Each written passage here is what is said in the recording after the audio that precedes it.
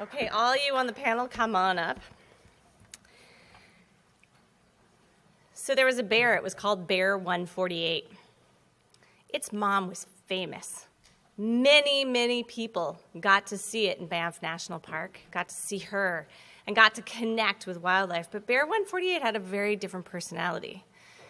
First thing that happened was this summer, she chased a couple that had a dog. They let go of their dog, and they ran back down to the trail to get into their car, and their dog came barreling into the parking lot with Bear 148 right behind it. And they said, well, maybe this is a success because the bear stopped and didn't attack anyone. And the bear did this again with another dog. And the community that I live in the Bow Valley, Banff and Canmore, said, well, okay, well, this bear belongs here. This is a community that self-identifies as a coexistence community. So volunteers, lots of them, 2,000 people wrote that this bear should survive. Many, many people surrounded this bear 24 hours a day. 24 hours a day, trying to keep this bear alive. One day, a young man with his daughter was strolling down, and she charged the baby and the person. She didn't hurt him. The officials, and many of you are officials, had to make a really tough decision. They decided that it was time. That bear, they moved it once to Kootenay National Park, and it came back maybe 2 weeks later. So they decided they were really going to move this bear, knowing that it really decreases the chance the bear was going to survive.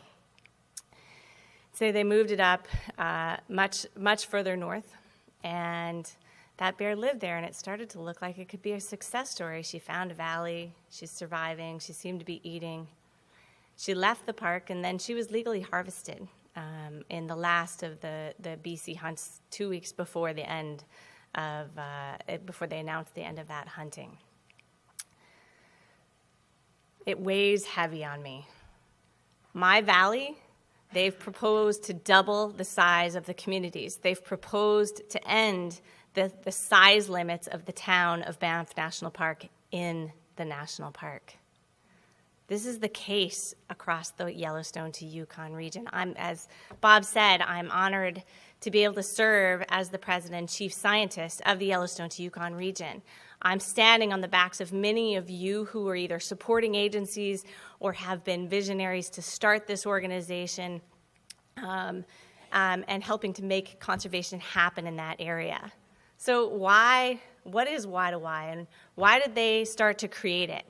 It is a vision that was created when they realized that animals like Bear 148 really, really need protected areas, but that our protected areas, even some of our biggest ones like Banff, like Yellowstone and others, are not big enough to sustain wildlife and natural processes that we need to conserve our biodiversity. And so what they did was they came up with a vision to connect and protect this 2,000-mile corridor, making it one of the very first large landscape visions in the world. It's a big vision. So how do how does this get done? From the very beginning, it was, let's use the very best science. Let's commission science where we can. Let's drive forward together. And together means that there's more than 300 partners that our little organization who tries to push this vision forward works with. And there's lots of other people who are doing good work that we don't actually actively collaborate with. So what does it mean? Does it, at the end of the day, 20 years have gone by. Well, one of the reasons that I accepted this position and was so excited to take it is that it works. In fact, we've almost doubled the protected areas in the region. We have 105 wildlife crossing structures in the Y2Y region, over roads, under roads, fences, to make sure that wildlife don't become pancakes on roads. There are successes happening. We've seen grizzly bears. We've seen wolves start to recover in places. We've made a lot of progress.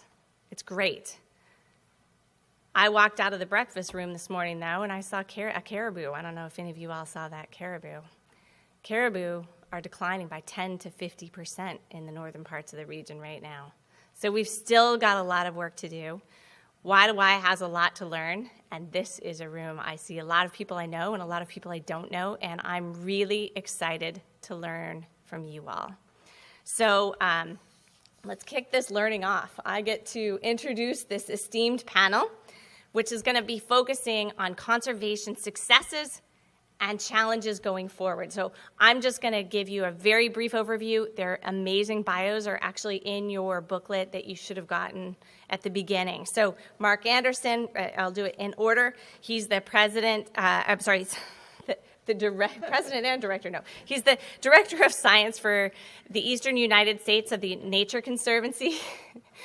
Dan Ashe is the president and CEO of the Associations of Zoos and Aquariums and former director of the U.S. Fish and Wildlife Service.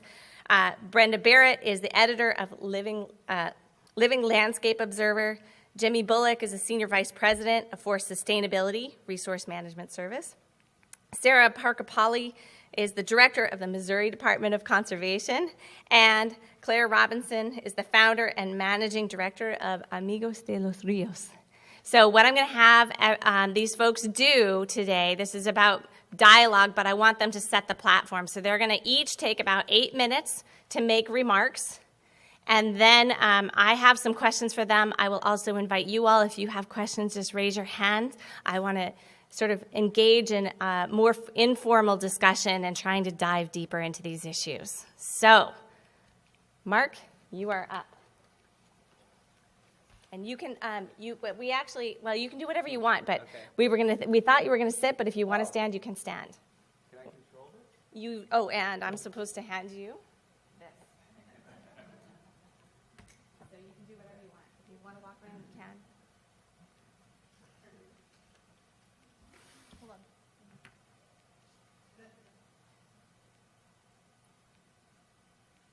Okay. Is this on? If it's not, you just turn it to the left and the bottom. Hello? Okay. I'm going to stand because I've had like 30 cups of coffee. And I hope you have too, because my 8 minutes is on the science. And I'm a geeky scientist. I apologize in advance. I'm the director of science for the Nature Conservancy's Eastern U.S. Division. And the question I want to talk about, which has been obsessing me and a group of scientists for years, is how do we design, how do we sustain nature in all its diversity and function in a way that still allows it to change and adapt to a changing climate? So we've been working on this question for over a decade in the Conservancy, and we've come up with 3 key concepts that I just want to show you. I'm going to show you maps and things. This idea of conserving nature's stage, the idea of a climate resilient site, and also connected landscapes and permeable landscapes. So the idea of conserving nature's stage really starts from the idea of some research I did over 10 years ago, and many other people have done this, where we found that the diversity of the East, at least, and much of the world, is influenced by climate, but it's really driven actually by the physical properties of the land, the soils, the geology, the elevation. That's why when you walk outside here, you don't see all the species that could actually survive here climatically. You see a portion of those species that really are adapted to the soils and geology and topography that is here. And that's why you find in a world like this, in areas that have very similar climates, you have in a limestone region, you get a completely different flora and fauna than you get in a coastal plain sandy region where you get fire-adapted systems, or in a granite Piedmont region. So one of the keys in thinking about conserving diversity in a changing climate is to make sure we have conservation on these physical different landscapes that endure. They endure even as the climate changes. So we need to have a world that has limestone valleys and sandy coastal plains and granite mountains and shale slopes and the whole range of physical world that creates the diversity in the first place. So if you think about the diversity of the physical world, it also creates a climatic option. So the next question we've really been obsessed with is what makes a site, a place on the ground, more resilient to climate change? And we've come up with some interesting answers. It has to do with the fact that species experience climate at a very local scale. I don't know if you can see this picture behind me. This is a great picture because if you were in a landscape like this, you have incredible temperature and moisture differences available to you. You have flooded, probably permanently wet areas, marshy areas, dry slopes, exposed windy ridges, hot south-facing slopes, cool north-facing slopes. So if you're a species in a landscape like this, you have a range of climates available to you. And if that landscape is connected, the species can actually move around and find their climates, even as the regional climate changes. So the key is, can we find areas that have a lot of microclimates embedded in them, connected microclimates? We've actually tried to map this out for the East. So in this map, the different colors you see are different kinds of geology and elevation ranges. And then these are the places that have the most microclimates in the most connected fashion. And when we mapped out where that was, we discovered it identifies a really interesting suite of amazing places. And again, these are places that represent all the physical world and also have a lot of climate variability, a lot of microclimates in a connected way. We were really excited when we first did this work because it also contains enormous amounts of biodiversity are packed into these places, many of which have conservation protection already. So there's still one big problem. So we call these resilient sites, physical areas that contain a lot of connected microclimates. But the world still has to rearrange. So in order to sustain diversity under climate change, even if we have populations that are thriving of all our wildlife, plants and animals, if they're thriving, they're producing offspring. And the offspring have to disperse. And they disperse and follow the climate. And we need to think about how do we keep the whole landscape permeable. And we know this has happened in the past. We've seen, you can look at pollen records and see gigantic rain shifts where a pine that started in Florida now occurs on the Piedmont. And how do we maintain that kind of dynamics? Well, I'm not going to go into all the science here, but there's lots of new tools that have been developed that can model range shifts and population changes over time. This model, CircuitScape, models it as if it was electricity flowing across a resistance surface. And from these kind of models, you can find where population movements might concentrate, where they might be blocked. I'm going to show you this map here. This map here tells you a lot about the East. I'm just going to explain it quickly. These big blue areas, those have a lot of population flow through them, but they are also large and intact, so things have many choices. But all these orange lines here, those are places that have a lot of potential climate flow, movement going through them, but they're very constrained and small. We've been calling them climate corridors. And you can see that a lot of the East comes down to concentrated climate corridors on our big river systems and on some of our ridges and valleys. So finally, we've been thinking a lot about how do we mix these ideas together, these climate resilient sites, these climate corridors and flow zones that we need to connect, and then of course where all the confirmed diversity is, the rare species and exemplary communities that we know about. And we've tried to integrate this into what might start to look like a priority network for conservation. So here's a network that is first the resilient sites. That's about 38% of the East. The major flow zones and climate corridors and confirmed diversity areas, you can put that together and you get a map like this. And this map, in its raw form, this map is about 40% of the East. In this prioritized form, where we prioritized all the really high movement zones and confirmed diversity, it's about 23% of the East.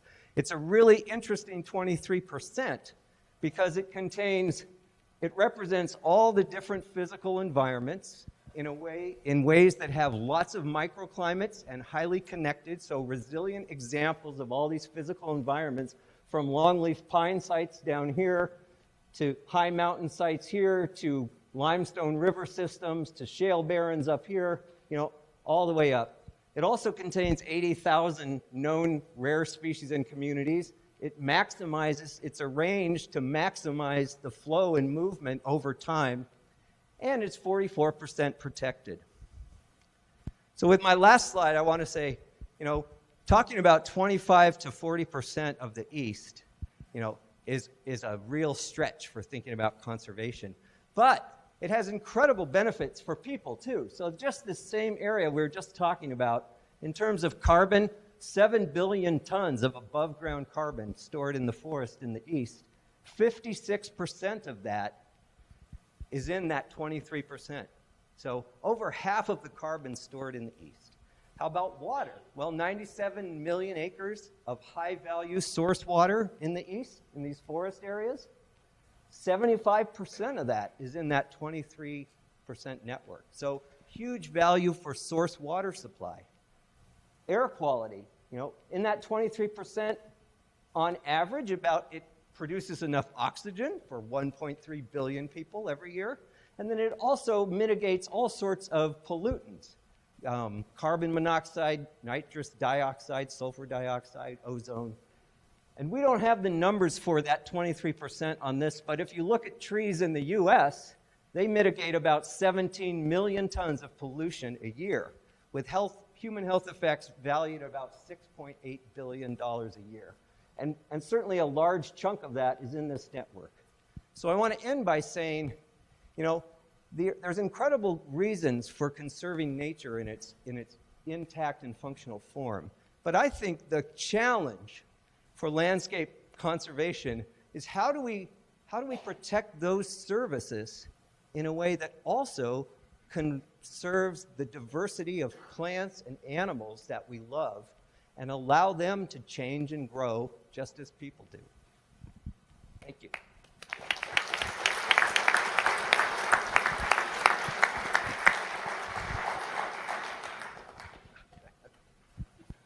All right, thank you very much. It's great to be here at NCTC this morning. I guess I would say, again, with the picture at my back, I would say to all of you, what the picture that you're looking at is the Shinjik Valley in the Arctic National Wildlife Refuge. And if you're interested in landscape conservation and you're dedicated to landscape conservation, I think the first principle is to prevent the fragmentation and the degradation of landscapes that represent the scale and ecological resilience and brilliance. And the Arctic National Wildlife Refuge is 20 million acres. And the view that you're looking at, that is toward the north, and over those mountains about 50 miles is the coastal plain of the Arctic Refuge. And the United States Senate, as we speak, is considering legislation to open the Arctic National Wildlife Refuge to oil development. And so everybody here who is passionate and interested in landscape conservation should be thinking about their United States senators and U.S. members of the U.S. House of Representatives and what you can do to protect the resilience and the spectacular beauty of that place. What I'll do is also talk to you just in my experience in terms of landscape conservation. And I thought about speaking to you today about any one of four examples that we worked on in the last 8 years of the Obama administration. Sage grouse conservation, monarch butterfly, waterfowl and the prairie potholes, and the marine national monuments in the Pacific. But I'll hopefully have a little bit of time to talk about the monuments, but I want to talk to you about sage grouse. All of those four examples, and I think all examples of landscape conservation, contain a few key elements. One is mission, and it's not just one mission, but it's alignment between missions. Landscape conservation is not a mission, and I'll come back to that. The second is a technical advocate or groups or I'll just say advocate or group of advocates who have technical competence. And then third are leaders who are empowered and courageous, who can make and are willing to make the decisions that are necessary. With regard to sage grouse, we had mission. Certainly in the U.S. Fish and Wildlife Service, the mission was sage grouse and conservation of this iconic bird and the landscape that it's dependent upon. But if we had started with simply that we want to conserve the sagebrush sea, we would have never gotten where we needed to be. So mission was the key for the United States Fish and Wildlife Service, but then alignment of mission with others.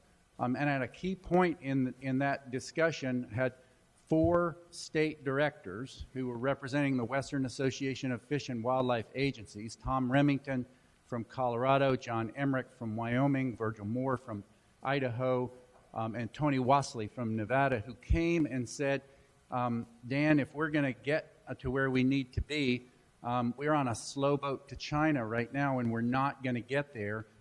We need your help to go to the Bureau of Land Management because BLM controls the land that is going to be necessary to do this.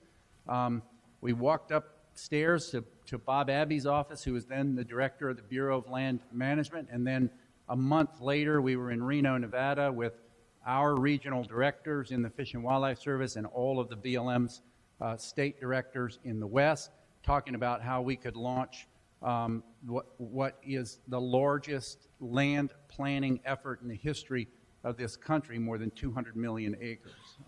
It was Bob's courage, his willingness to say, we will do what's necessary within the Bureau of Land Management and to commit to a 3-year timetable to do land planning across a scale that has never been done before. And then Neil Cornsey followed that commitment. It was Dave White at the Natural Resource Conservation Service who committed their credibility and dollars to the effort to bring what Dave described as their mission, agriculture, he used to tell me. That's our mission, agriculture. And Dave would joke when we would speak together, he would introduce himself as Dave White, the chief of the Natural Resource Conservation Service, a wholly owned subsidiary of the U.S. Fish and Wildlife Service.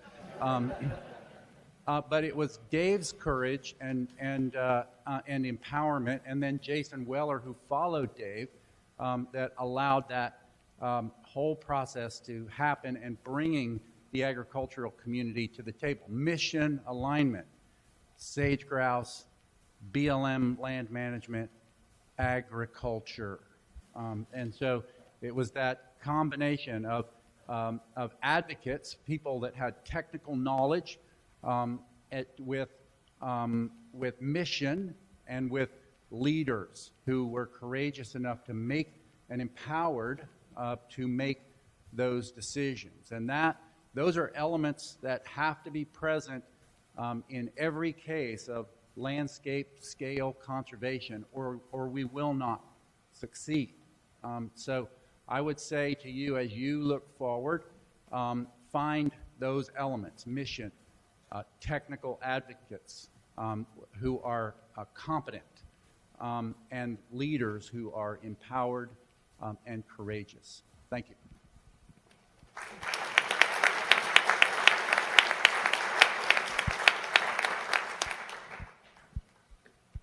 Hello.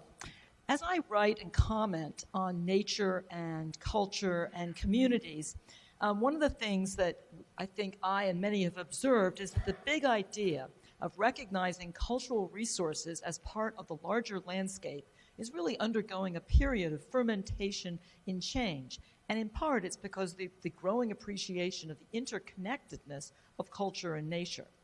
And the effort to overcome what has been described in the past as the nature-culture dichotomy is close at hand.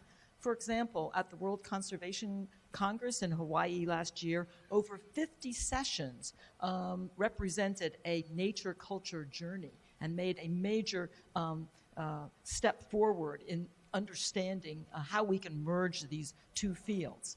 And these shifts have created significant opportunities for those from the cultural heritage side to contribute and benefit in the emerging field of large landscape conservation. But there's some real difficulties out there, because if the first step is to identify and understand and set priorities, and I think, Mark, your presentation really showed that. I'm going to need my clicker too.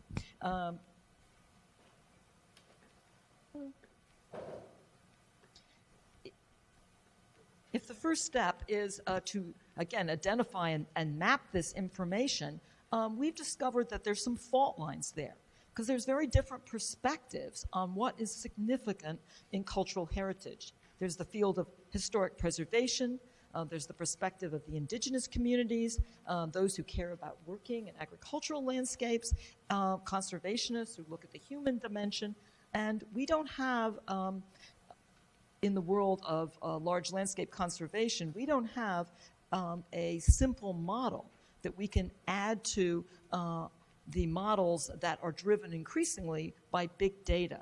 And this is a real world problem, because what goes on the maps is what's going to be saved. And if we don't have an agreement on that, we have a challenge.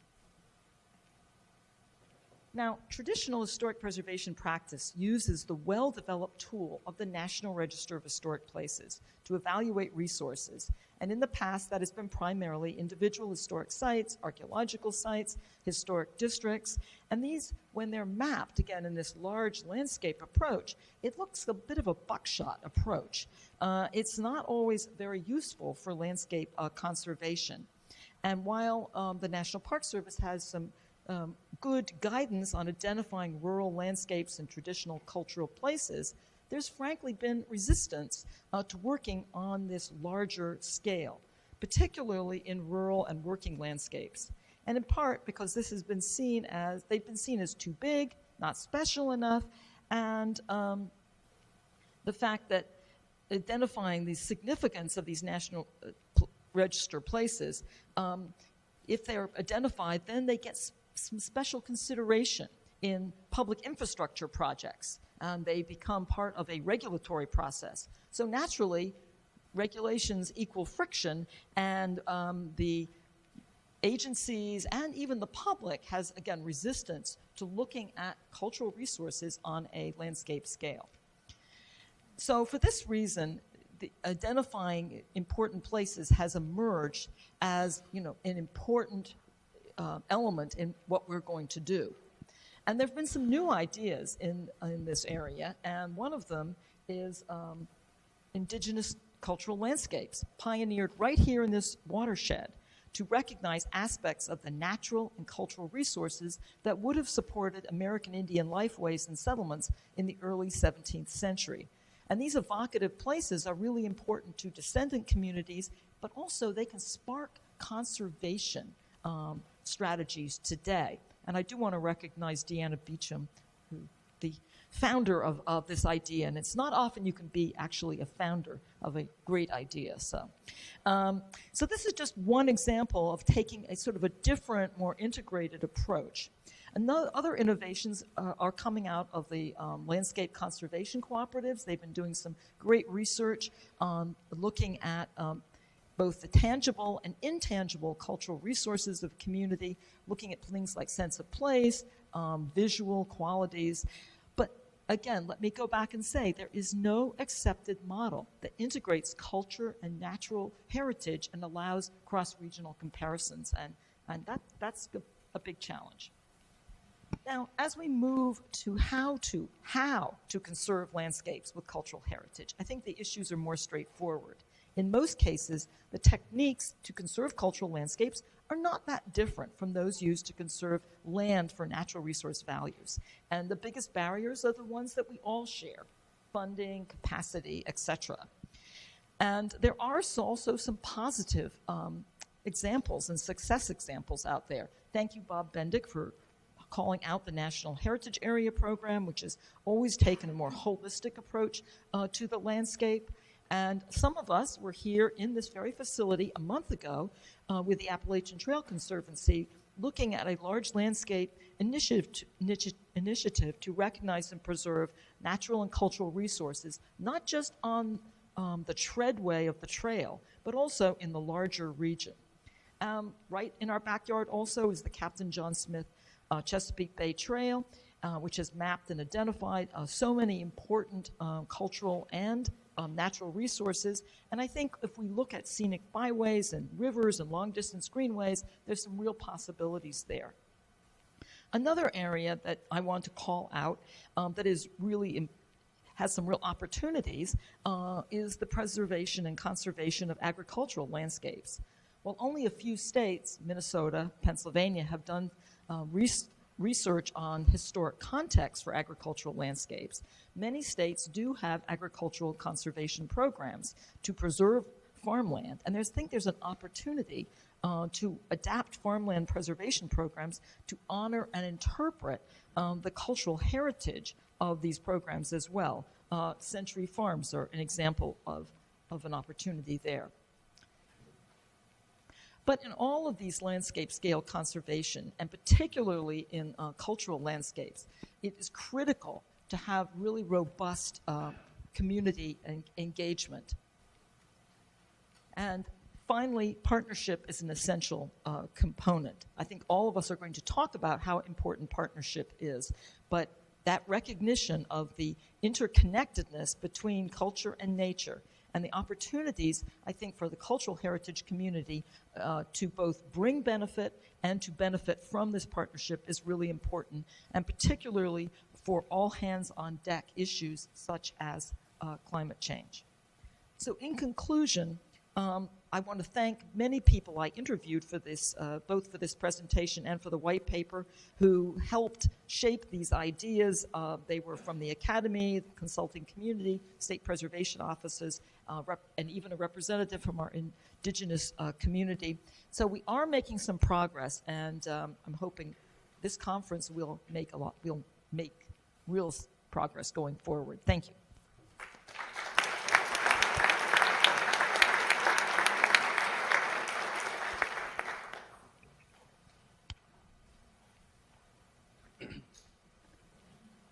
I'm going to opt to stand up too, and in the interest of having 8 minutes and when the slide deck gets up, my perspective is coming from the private landowner, and to put a finer point on it, the large private forest landowner. And I want to talk really about opportunities to engage the private sector in landscape scale conservation. And I would submit that even as recently as a few years ago, the thought of bringing large private forest landowners into a conservation project at landscape scale was pretty foreign. So why engage private landowners? Well, simply put, if you look across the U.S., 6 out of every 10 acres are in private hands. If you get east of the Mississippi River, that gets to 9 out of every 10 acres. So if you're going to do conservation at scale, if you're going to save some really important places, and I really appreciate your remarks on working lands being part of the cultural picture that needs to be saved, you need to involve the private sector. Private landowners come in a lot of sizes, shapes, and forms, you know, from someone who owns a few acres to a real estate investment trust that owns 13 million acres. And every private landowner has reasons for owning land. It could be to make money from it. It could be to recreate. It could be to carry on the family tradition. It could be to have a place to go to get away from work. But a lot of reasons. And I think if you ask private landowners, you would get a universal, we're good stewards of the resource. We believe if we take care of the land will take care of us. And we want to pass it on to the next generation better than we found it. I think that's a pretty universal theme you would find. I also want to point out that I'm going to finish up my remarks focusing on institutional private landowners, real estate investment trusts, timber investment management organizations who are commonly termed institutional landowners, and we make up about 11% of all private land in this country, so it's pretty significant. Just a few things to set up the rest of the presentation. Opportunities to engage with institutional owners are different than other landowners, primarily because we have fiduciary responsibilities to the people that own those lands. The company I work for, the lands are owned by folks that are from pension funds, endowments, and we're required to give the best return to their investment as we can. Think of your retirement fund. You obviously want the money invested in that fund for your retirement to do well. So that's an obligation we have. We also value being good stewards, though. We're not motivated by publicity, good press releases. We're not motivated by things like tax incentives, because again, many of the owners are tax exempt, being endowments and pension funds. But we are motivated to be good stewards. And there is some urgency. That's one of the disadvantages of the TMO and REIT world, is that the acres we have become fragmented over time. They typically go to other TMOs and REITs, but instead of having large blocks managed by one ownership, you end up with a lot of ownerships in that large block. And I think really the key to getting institutional investor lands engaged is innovative solutions, thinking outside the box. And I'm going to talk about one of those. The story I'm going to set up revolves around longleaf pine restoration and America's Longleaf Pine Partnership. I think many of you know the story, 90 million acres down to a low of below 3 million. The partnership gets involved. We're seeing a reversal with about 4.5 million acres today. The goal is 8 million acres by 2020. Very ambitious, going to be very hard to achieve, but we're working for it. And longleaf pine is one of the most diverse, if not the most diverse ecosystem of any. And there are folks here that can talk for hours about that diversity. Our company, really in response to a challenge from the longleaf community, can we find a way to engage, decided that yes, we can. And we really focused on an area in the Florida Panhandle and lower Alabama that we call coastal headwaters. And the lands in blue here, we proposed restoring all of those lands, 200,000 acres, to a working longleaf forest in perpetuity and a restored longleaf ecosystem. We believe the two can exist. And you see the corridor this would make from the Blackwater State Forest and Eglin Air Force Base to the east, to the Mobile Tensas area in the west. This would really start to fill in a corridor across the Florida Panhandle into Mobile, a really important conservation area. As I said, the objective was to create a working longleaf forest in perpetuity, supporting the local economic conditions while restoring the longleaf ecosystem. Many folks, quite a few of which are in this room, have said, Jimmy, if you don't restore the ecosystem, planting longleaf doesn't do a bit of good. So we've taken that to heart, and we're trying to do both.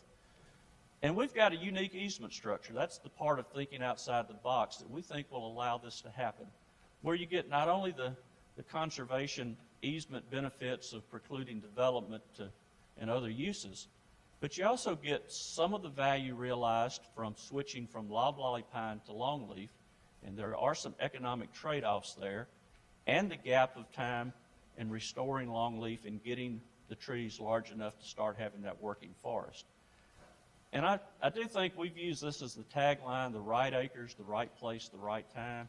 And I really believe this project is. It's acres in a key area identified for restoration. It's acres that are owned by one owner at present. And it's acres where the owner is motivated to make this happen. So, without going into all the points on the slide, it is important for the corridor across the Gulf. It takes in 4 major watersheds. In fact, we own a quarter of the acres of one of the watersheds in Florida. It takes into account about 45 at-risk, rare, G1, G2, State 1 listed species. And it really has opportunities. The gopher tortoise right now is the signal conservation species in this geography. And it really gives us an opportunity to have scale restoration of habitat for the gopher tortoise that would create multiple viable populations. And it also gives a chance to do things like reintroducing flatwood salamander. It's a great partnership. Everyone on this slide has brought something to the table, very important, and I don't want to diminish that. And we're seeing results, but we're seeing results slow, and that's where I want to finish up. Just a couple of thoughts. Funding at scale on private lands is a challenge. Finding funding to restore 200,000 acres and perpetual easement is a tremendous challenge. Traditional easements are very difficult for fiduciary interest to do, so it's got to be something better than that. We face significant hurdles. There are folks in the agencies that we're working with, folks that truly believe that giving money to large corporate landowners is not right. And so we have to overcome that. And there are political hurdles. RMS has 8 or 10 votes in a congressional district. Small private landowners have hundreds of votes, so it's a challenge there. And just closing, my last slide, a few paradigms that I think hopefully will provoke some thought and discussion. I think large landowners are more efficient at achieving landscape scale conservation. In the South, you can put 5 of us in the room, and you're talking 20 million acres. And that gives you a lot of opportunities quick. And so I think while this challenges conventional thought, I think it's a very true statement. This is the time to engage us because, as I said, ownerships continue to fragment. There are folks that work in these companies like RMS that are highly motivated to do good conservation work. The time's now. The dollars need to be focused on easements, on tangible management, tax incentives, traditional technical assistance. That's not going to fly in today's world. It needs to be dollars. And I think, finally, we need to establish priorities. When you talk longleaf pine restoration, I'd put the Coastal Headwaters Project up against anybody anywhere, and if it ranks high, so be it. But I think the time where we're putting money into projects that are scattered and not focused and not real priorities, that time is past. And that's a hard thing to say, but I think it's the way we need to go. So with that, thank you very much for your time.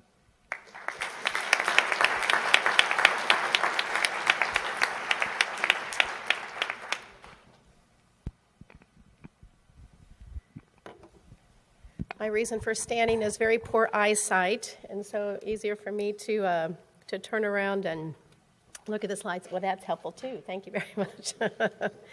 Well, good morning, everyone. It is fantastic to be with you and provide a bit of a state agency's perspective. Now, my good friend Bill Moritz back there, formerly of Michigan DNR, would say nothing good at the landscape level is happening in the Midwest, and I'm going to beg to differ a little bit with you this morning. That there are some good things happening, and I'll speak from the state of Missouri. So just by starting, and you're going to begin to hear, as probably is appropriate, some common themes now as the fifth speaker, and that's a good thing. Just starting with, we know globally there's a tremendous amount of biodiversity that we as the conservation community must be busy focusing on, targeting on, prioritizing. And at the state level, it's no different. As many states as we have here, you're going to have your own story of just how unique and how rich your biodiversity is. Just a few stats, I promise, from the state of Missouri: 67 native mammals, 108 native reptile and amphibian species, over 200 native species of fish, over 100 species of butterflies, over 100 dragonflies and damselfly species, over 400 bee species, over 400 bird species, and on and on and on the list goes. So we're very proud of our unique and rich biodiversity in the state of Missouri as well. And we recognize that there is conservation opportunities statewide, and all conservation actions have great value. But as we've heard, how do we prioritize, especially with limited resources, both funding and staff? In essence, how do we move from random acts of conservation to very targeted and prioritized actions? So in Missouri, to prioritize our conservation efforts, we've taken a natural community approach. We're focusing on conservation at the landscape level and relying on a framework that we call Comprehensive Conservation Strategy, or CCS. So what is it? In Missouri, CCS integrates priorities, first of all, across the agency. And every state's a little bit different. In Missouri, we have, I'm going to say, 2 agencies that have really natural resource missions.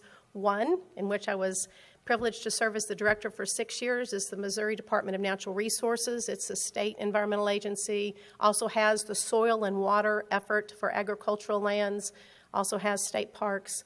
And then now the Missouri Department of Conservation, which is the Fish, Forest, and Wildlife Agency. So first of all, CCS integrates across our agency, the Department of Conservation, but it also incorporates partner priorities as well, and that includes state and federal natural resource agencies, NGOs, and other partners. So for conservation, which includes the forestry division, we have the ability to layer state wildlife action plan, forest action plan, fisheries and watershed priorities. Private land services, we have a division because we're a state of 93% private lands. So we have a division that focuses on private lands efforts as well, and of course our partner priorities. So, taking all of this together, that is our CCS strategy, and it provides us the opportunity to identify key landscapes where we can really target our conservation efforts. We call these key landscapes Conservation Opportunity Areas, or COAs. We are government. We love our acronyms. So. But they represent the greatest opportunities for sustainable conservation of the state's diverse flora and fauna and the habitat systems they depend upon, such as forest woodlands and grasslands, glades, cave karst, wetlands, rivers, and streams. So here is a picture of our 2015 COAs, and I'll talk a little bit about challenges. When I started my career at the Department of Conservation 25 years ago, and was there for about 4 years and then left for about 20 years or so. So in the 1990s, when I was there the first time, we were attempting something very similar to this. And you're going to hear, Bob did such a great job of talking about some of the challenges. You've got to be tough, and you're going to have failures along the way. And so our first effort at landscape level conservation failed miserably, in part because we as government got together, thought we were doing a very good thing, went ahead and drafted a plan, and then went out to the citizens, then went out to our partners. They didn't really appreciate that so much. So failure number one. Then in 2005, we tried something similar.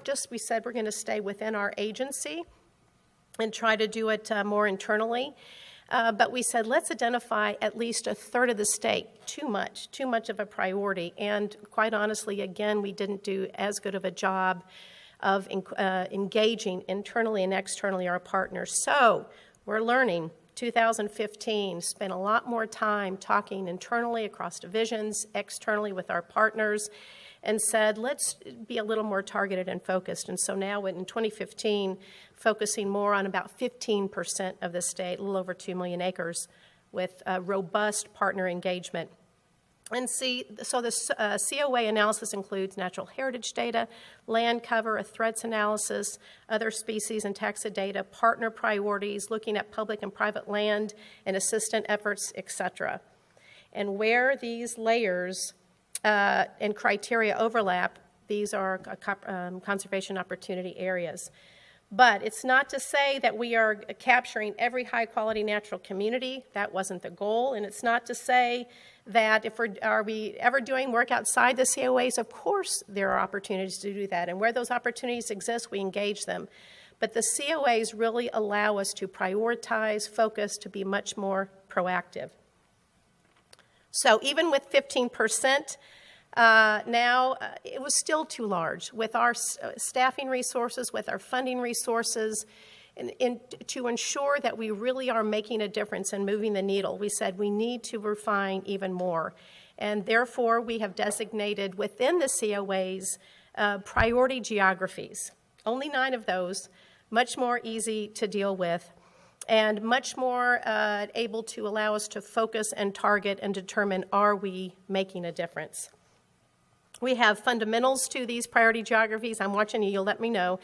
So for the effort to be successful, it's important that, first of all, internally we have interdivisional teams so that every division is engaged. And in fact, at the regional level, we have a regional management liaison, and we rotate that every 2 years to make sure that the regions are engaged. We have there's a liaison at the division level, division management level, and then, of course, a coordinator statewide.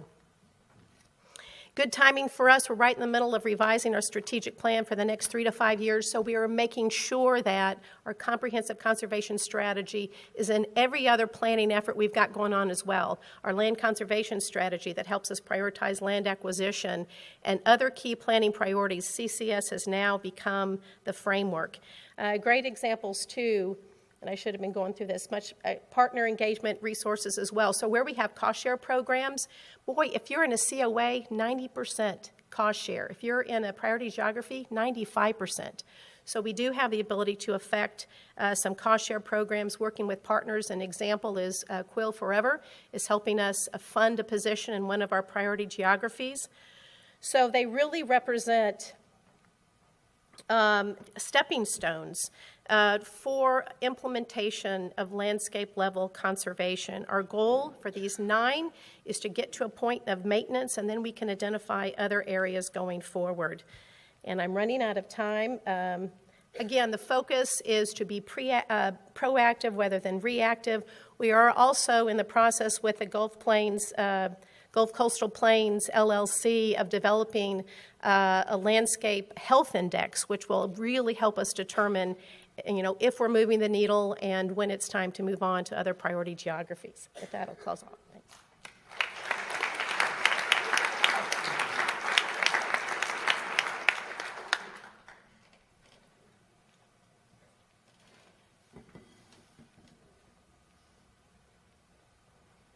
Going to benefit from standing up too. I came from Los Angeles and I'm kind of not totally awake, so apologize. Let's see. Oh, you're going to do that for me? Okay.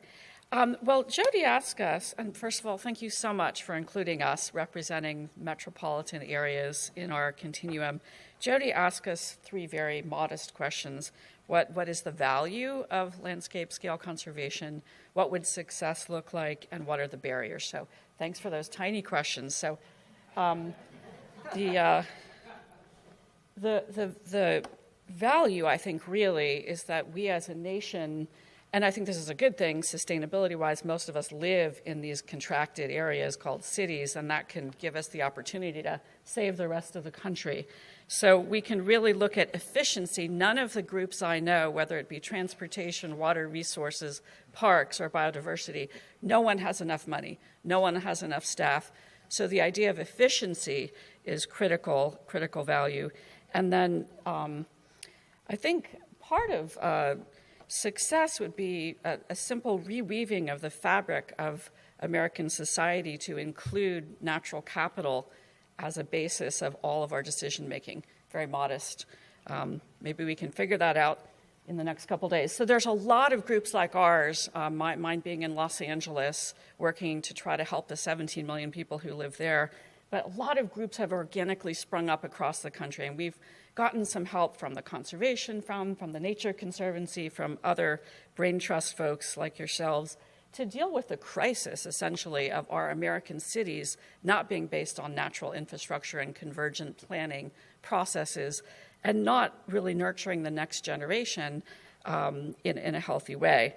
So in the midst of this kind of crisis, which we've had a dose of in the past few months, we really have to learn how to become more resilient as a collective and deal with, in our case, lots of heat. But how to leverage this high diversity area that we have, Los Angeles, 125 cultures, 125 different languages, and connect the dots.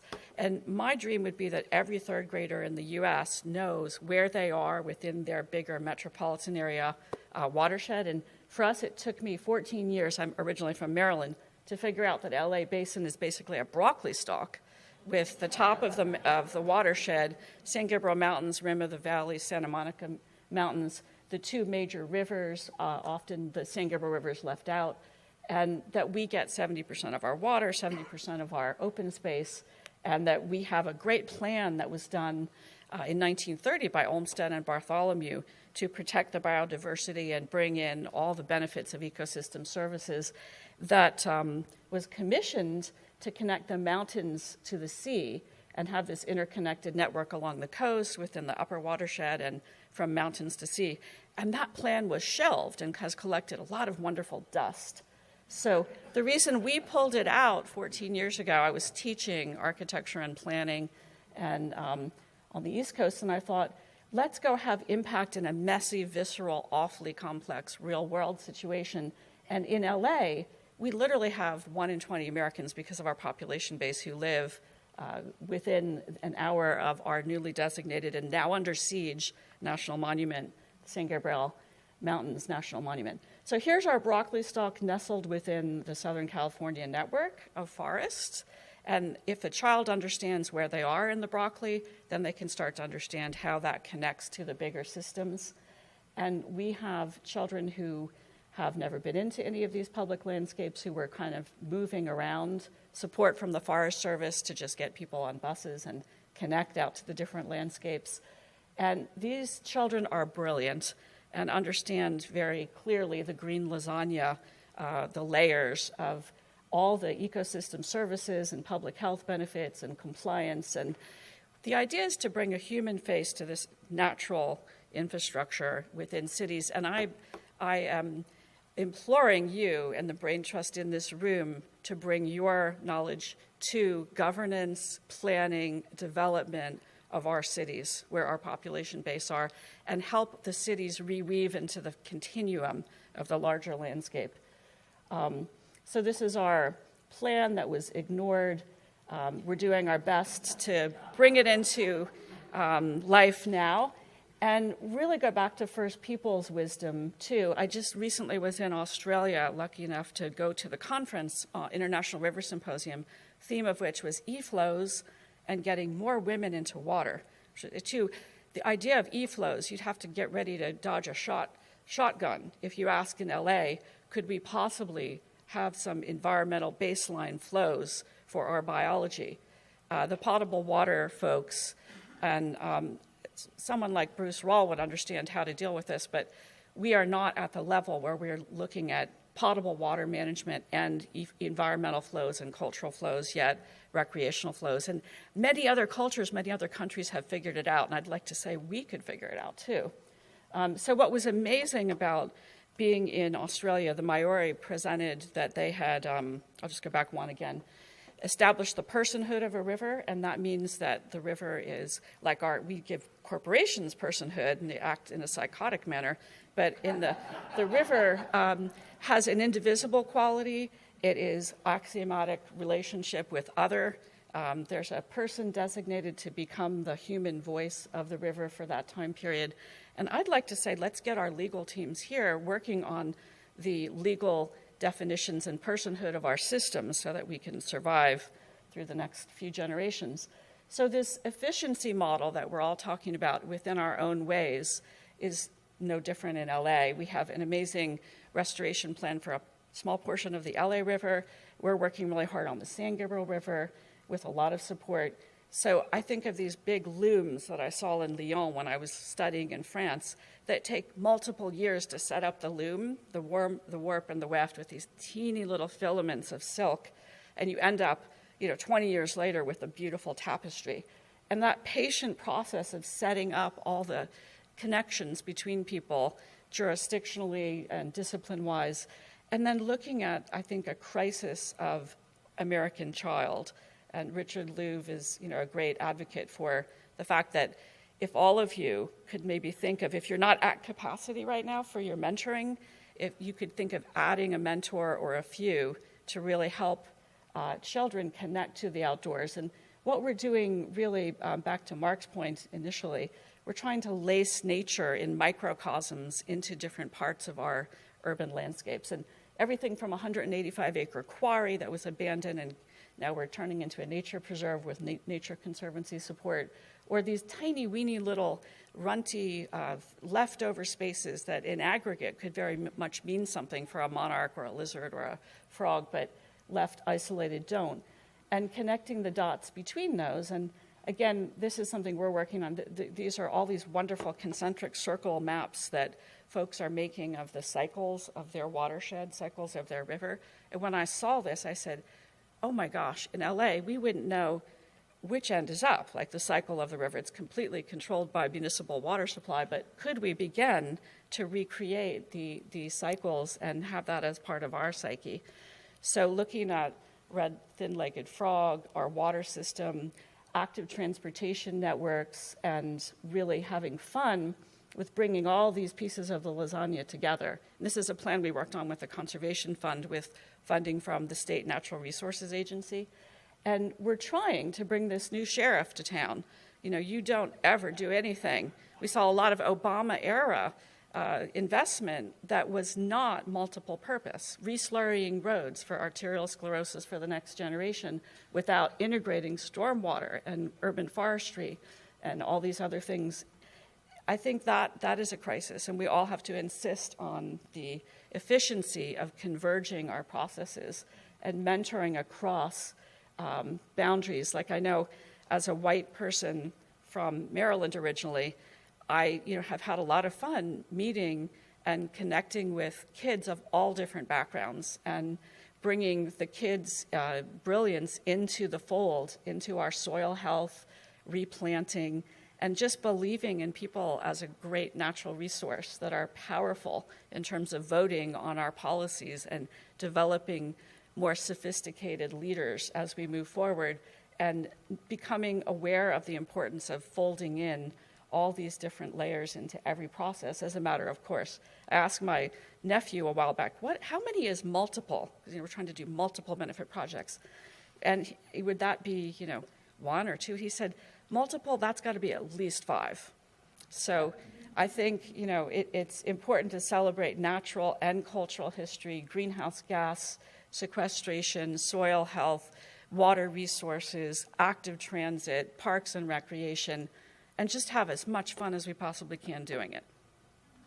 Thanks.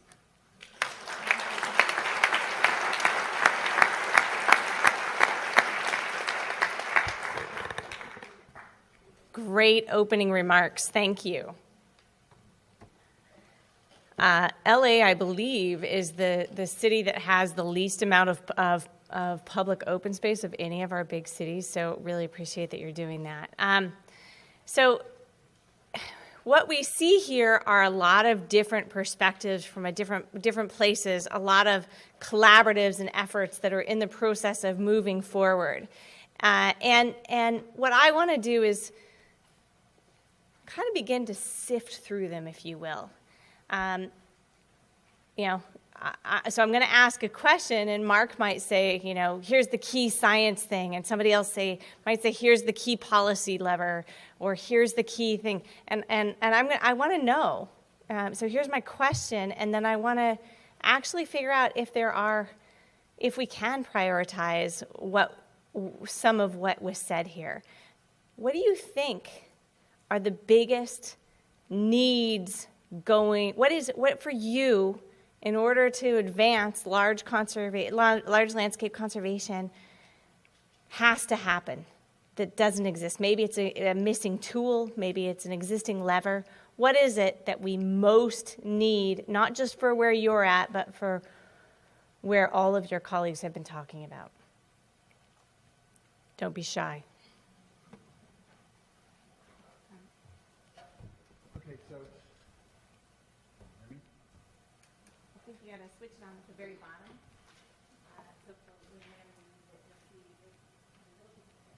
Okay. So the thing that's most needed is something to drive people together. So, and that, again, gets back to mission. So in the case of sage grouse, it was the Endangered Species Act. And we shouldn't kid ourselves that none of that would have happened if it wasn't for the Endangered Species Act as a motivating factor. If we're talking about rivers, then you need something that is motivating people to come together, because no matter how much we like to think that we're all very cooperative, collegial beings, we're not. And so you need something that kind of sparks people and drives people together. And without that ingredient, what landscape conservation becomes is a lot of talk. And there has to be something that is motivating cooperation. And without that, it's a long road to hoe.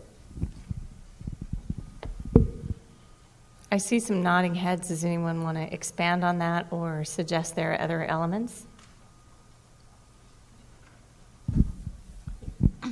Well, and I think particularly for the people in this room and all of the people that you know, the 6 degrees of separation out there, I think that large landscape work can be taught.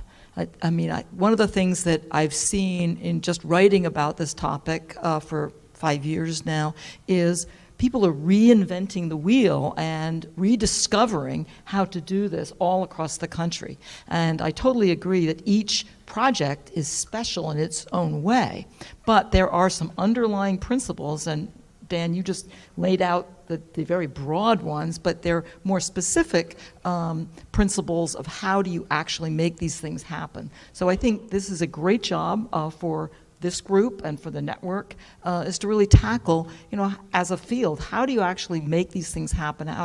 How can we actually learn to do this more efficiently? And I think that point is really key. Dan talked about the ESA bringing the sage grouse together, and really everyone in here working on a project or projects, it's the most important project in the world to you. And I get that, same way with me.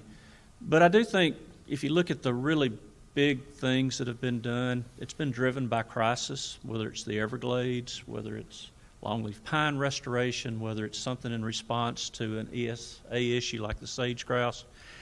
And I think the big challenge for everyone in this room is to figure out what really are the most important things to do, and that's a tough decision.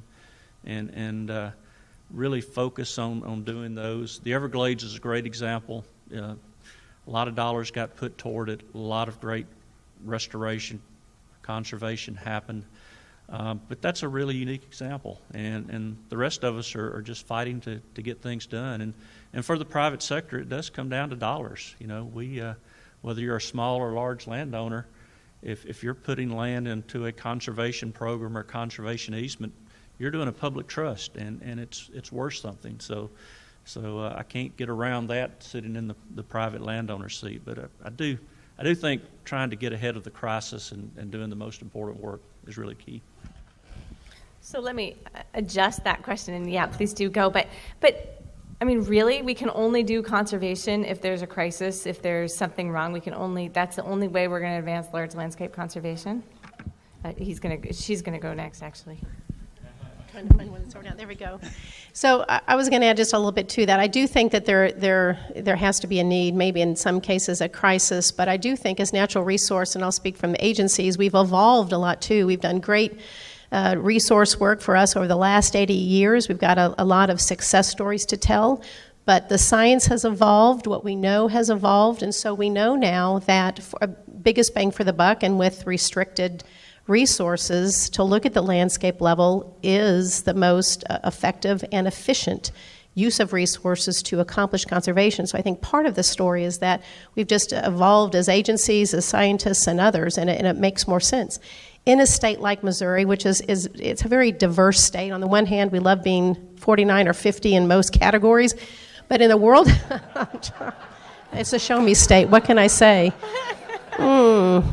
But in this unique area of natural resources and conservation, Missourians, this is what they love. And so many of you know the story. In the 1930s, citizens said, we want an apolitical commission, an agency. In the 1970s, they said, we want a form of sustainable general funding.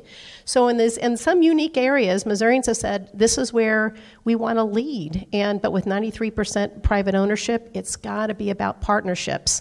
And so that's where we focused. What can we do as agencies, but we got to bring everybody along as well. Great. I'm just overwhelmed at how amazing all the people are in this room, at everyone I met at breakfast. And I think if we could just stay here for the next week or two, Sean, we could really get some work done. But we'll try our best to get it all done by tomorrow. So I think that, from the Metropolitan Green Space Alliance, working across these major metro areas, making the business case for natural infrastructure a little more distilled, a little more distinctive to the right folks who can help us with policies and look at the legal definitions of some of these systems, like spend a little more brain trust on that. And our MPO in LA, for example, we work with Orange County, LA County. They are overwhelmed. The MPO working in Chicago with the 2040 plan was able to do a green infrastructure layer that aggregated long-term transportation planning, conservation and biodiversity, and parks and open space. Every metro area in the country needs that level of green infrastructure or natural infrastructure planning connected to what you all are doing at agency in the larger landscape.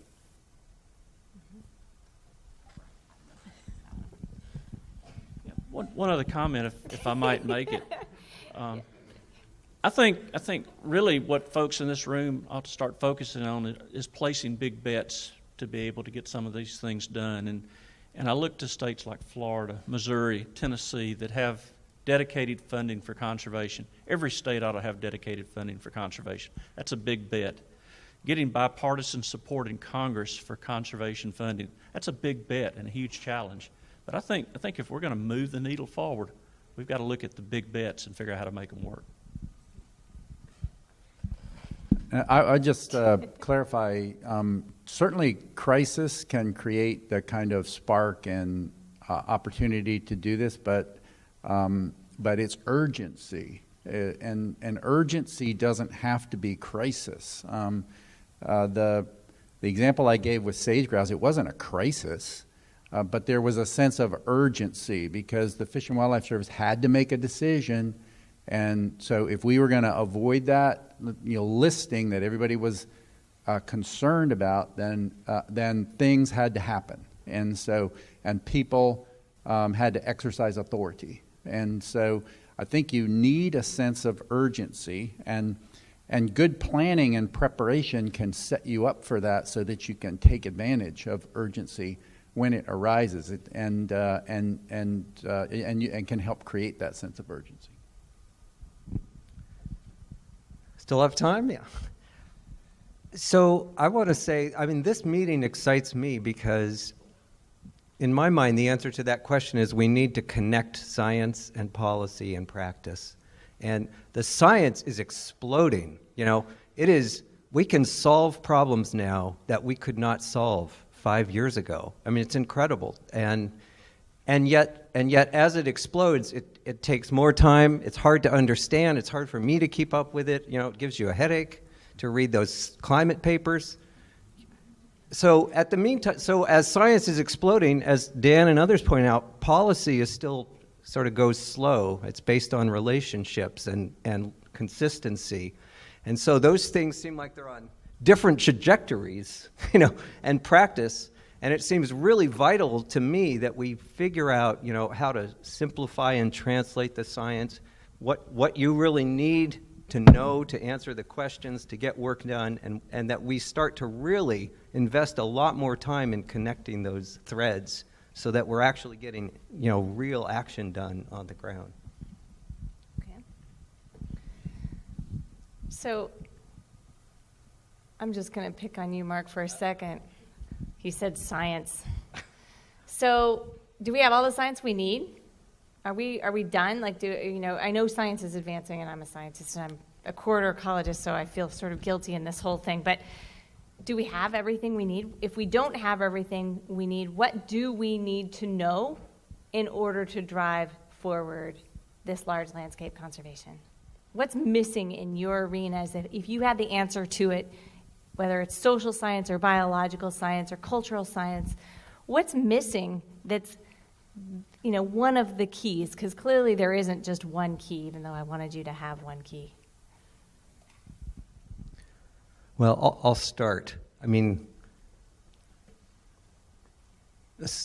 we have more information than we've ever had, ever. And it's challenging to process all that information. I think what we need is the right questions. I think we're often answering the wrong questions that, I get fascinated by these nuanced little things that probably don't matter. So getting the right questions and then getting the right science and bringing the information into the right questions, to me, that's the challenge,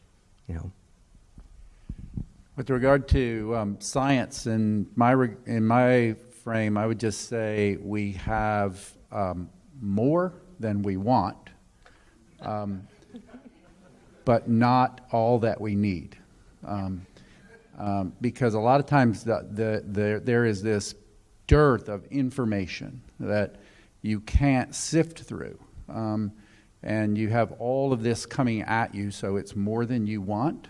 But it's not all that you need, because you need information that is packaged in a way that it's useful. And today, I think that we're just on overload. So, Dan, should the conservation science community be doing more types of syntheses that are, that have high standing, that are peer reviewed? Is that something that would help us to shift beyond information overload to here's a great place to go to get what it does exist? Yes. I think I would say in my experience, the conservation science community has never been more fractured and fractious than it is today, at least in my career. That I think everybody is chasing money, and we compete with one another for the best idea and the newest idea, because we're chasing. We want to be innovative and energetic, and so we're always chasing the new information instead of seeking ways to apply the information that we have. And so I think the conservation community is extraordinarily fractious at this point in time, and that's a problem for us all, I think, as we think about large landscape conservation. Thank you. Yeah. You have one right in front of you. Just turn it on. Okay. I mentioned at the very last slide when I was running way over, but we are in a way to apply the science. That is where we're working with the Gulf Coastal Plains and Ozarks LLC to develop this landscape health index. And I think that's really important to talk about, because we've got very inconsistent data sets between our 9 priority geographies and different levels of monitoring. And so just to create a framework by which we know, are we moving the needle? There has to be a way to apply the science in a way that makes sense, but it includes the social sciences too. So as we're looking at, species data and other types of data, we're looking at what's going on in that particular priority geography. What's the private land ownership makeup? What existing programs are happening? That first health index is to be completed next year. We're going to start with 2 pilots just to see how it works and how those metrics are working. So I do think it's critically important that we got to figure out a way by which we're determining success. Okay. I'm going to ask another question, then I'm going to ask you all to raise your hands if you have questions. In the policy arena, local policy, regional policy, state policy, federal policy, what are the most important policy levers, and what are the key policy levers that you wish existed?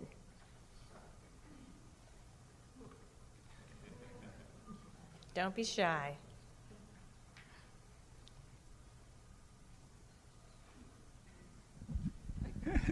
All right, I'll say from my standpoint, again, looking at it from where I have sat, the most important policy lever for large landscape conservation has been the Endangered Species Act. So because it forces people to come to the table. Water resources, sage grouse, red-cockaded woodpecker, Everglades. So let's again be honest. The reason why we have an Everglades restoration program is largely because of the Endangered Species Act. So the Clean Water Act, to a large extent, can also serve as that fulcrum to bring people together. Historic Preservation Act. I think that there are these big policy levers that force people to the table, and I think, again, for this community, it's important to defend and expand those big levers, because they're the ones that get people to think at a higher plane and cooperate across multiple sectors, which is what you need in order to drive these kind of large landscape scale plans. Yeah, but Dan, aren't people trying to, list animals under the rubric of climate change and connectivity and things like that, and trying to push that even further? Do we have should all of that be under the ESA? Do we need other levers at the policy level?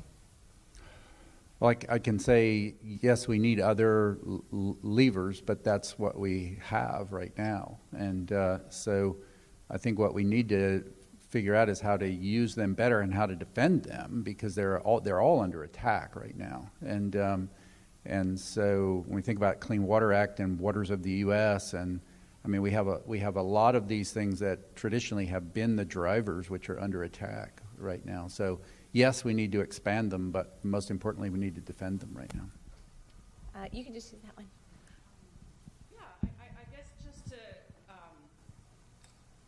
repeat what I said before, I think other countries in the world have figured out how to establish the legal rights of natural systems, and we need to expand on the few that we have in place and really not be afraid to try to achieve some of the things that, like in New Zealand and other places, have occurred,